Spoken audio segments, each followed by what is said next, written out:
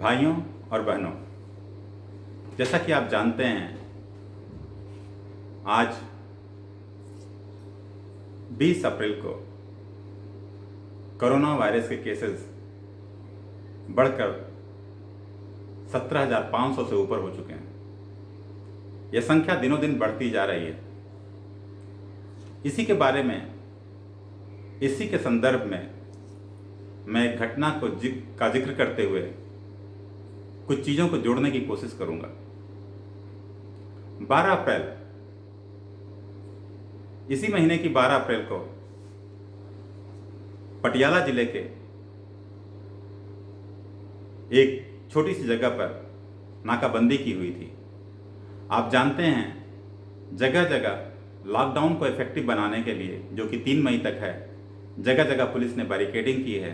जगह जगह पुलिस के कंट्रोल रूम बने हुए हैं जिससे अनावश्यक आवाजाही को रोका जा सके। इसी संदर्भ में पटियाला में एक जगह पुलिस बल तैनात था और वो लोग रेगुलर चेकिंग कर रहे थे। उसी समय एक वाहन आता है जिसमें 8-9 निहंग होते हैं और वो लोग बैरिकेड को, जब उनको रोकने के लिए प्रयास किया जाता है, रुकते नहीं हैं, बैरिकेड को तोड़ करके आगे निकलते हैं। उसी प्रयास में पुलिस के साथ झड़प होती है और निहंग एक तलवार से ASI assistant sub inspector Harjeet Singh का हाथ काट देते हैं। यह तो सौभाग्य की बात थी कि उनको तुरंत, हरजीत सिंह जी को तुरंत हॉस्पिटल पहुंचाया जाता है। ऑपरेशन होता है जो 7 घंटे से ऊपर तक चलता है और उनका हाथ जोड़ने में चिकित्सक दल को सफलता मिलती है। यह तो एक घटना का सुखद पहलू है। दूसरा पहलू यह कि उसके बाद वहां से निकल करके निहंग भाग करके एक गुरुद्वारा में छिप गए। जब वहां छिप गए, पुलिस का सर्च ऑपरेशन शुरू हुआ। उन्होंने गुरुद्वारा को चारों तरफ से घेर लिया। वो लोग किसी तरह से कन्फ्रंटेशन नहीं चाहते थे और वो बराबर बोलते रहे कि आप लोग बाहर निकल आइए, आपको कोई नुकसान नहीं पहुंचाया जाएगा। और इसी दौरान जब पुलिस अपनी कार्रवाई कर रही थी, अकाली दल के अध्यक्ष माननीय प्रकाश सिंह बादल जी ने इस घटना की कड़ी निंदा करते हुए कहा कि अपराधियों को तुरंत पकड़ा जाना चाहिए। उसी तरह शिरोमणि गुरुद्वारा प्रबंधक कमेटी के अध्यक्ष माननीय श्री गोविंद सिंह जी लोंगावाल ने भी बोला कि यह बहुत कायरतापूर्ण कार्य है, तुरंत अपराधियों को पकड़ा जाना चाहिए। और यहाँ तक कि मैंने 1-2 भाइयों को, सिख भाइयों को कहते हुए सुना कि अगर नहीं पकड़ में आते हैं, बाहर नहीं निकलते हैं, तो गुरुद्वारे पे रोलर चला देना चाहिए। किसी ने बोला अगर नहीं पकड़ में आते हैं तो कार्रवाई करके अगर उनको मारना भी पड़े तो मार देना चाहिए। दोस्तों, मैं यह बात इसलिए कह रहा हूं कि किसी भी समाज में अगर कोई गलत कार्य होता है तो उसके लिए समाज से ही लोग निकल के आते हैं जो उसकी कड़ी निंदा करते हैं और सही परिप्रेक्ष्य में दोषियों के ऊपर कार्रवाई करने के लिए शासन को उद्वेलित करते हैं। अभी हाल में ही एक दूसरी घटना का जिक्र करना चाहूँगा। आप सभी को एक केस याद होगा, कनिका कपूर जी जो एक गायिका हैं बॉलीवुड की। वो विदेश दौरे से वापस आई थी। विदेश से लौटने के बाद वो लखनऊ पहुंची, शायद 15-16 मार्च की बात है। उस समय गवर्नमेंट की एडवाइजरी जारी हो चुकी थी। हो सकता है उस समय तक कड़ाई ना रही हो, लेकिन गवर्नमेंट ने एडवाइजरी जारी कर दी थी, अगर कोई आदमी विदेश से आता है तो अपनी हिस्ट्री जरूर बताए और अगर शासन द्वारा निर्देशित किया जाता है तो क्वारंटीन अवस्था में रहे। लेकिन उन्होंने इस घटना को छुपाया, अपने विदेश दौरे को छुपाया। वह लखनऊ के अंदर ही पार्टियां करती रहीं और उसके बाद भी विभिन्न गणमान्य नागरिकों से, बैंक कर्मचारियों से मिलती रहीं। इस संदर्भ में उनकी मुलाकात विधायकों से, पार्षदों से भी होती है। बाद में मालूम पड़ता है कनिका कपूर जी को कोरोना पॉजिटिव हो गया है, कोरोना इफेक्टेड हो चुकी हैं।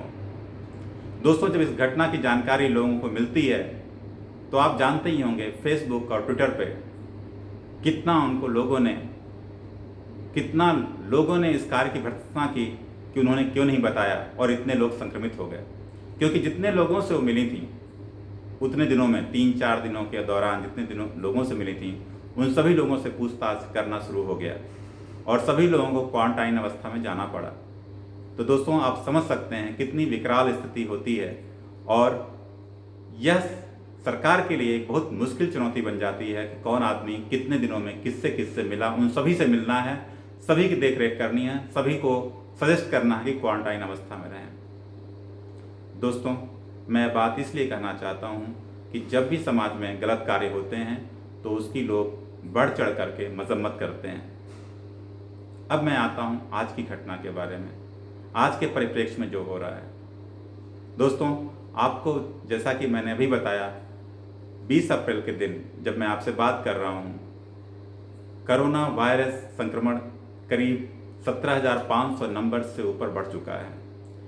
गवर्नमेंट के आंकड़ों के हिसाब से इसमें 30% से ज़्यादा के केसेस तबलीगी जमात के पाए जा रहे हैं, से संक्रमित पाए जा रहे हैं। कई स्टेट, जिसमें तमिलनाडु का मैं तो देख के ताज्जुब कर रहा था, 84% केसेस वहाँ के जितने संक्रमित पाए गए हैं उसमें तबलीगी जमात के हैं।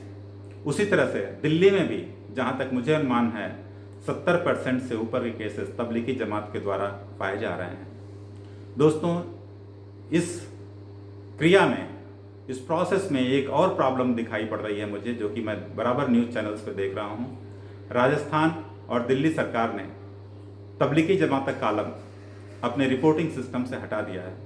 रिपोर्टिंग सिस्टम से हटाने से सरकार को एक्चुअली ये नहीं मालूम चलेगा कि केसेस हो कैसे रहे हैं, उनका एक तरीके से उनका आगमन कैसे हो रहा है।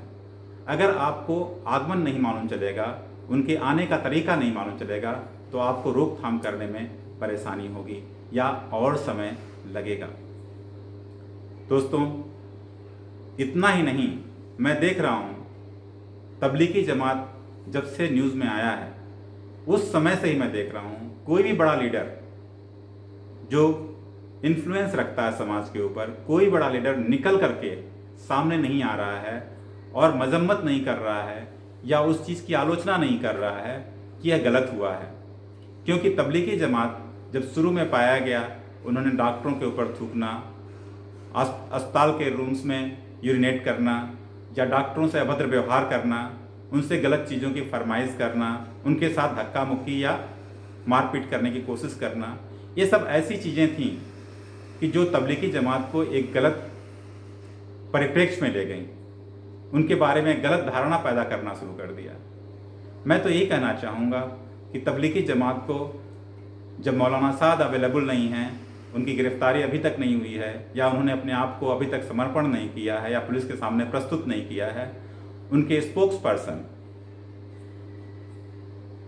माननीय मुजीबुर रहमान, उनको 2-3 दिन मैंने टीवी में देखा, वो जब भी आ रहे हैं न्यूज़ चैनल पे तो वो डिफेंस करने की कोशिश कर रहे हैं, डिफेंसिव हो रहे हैं।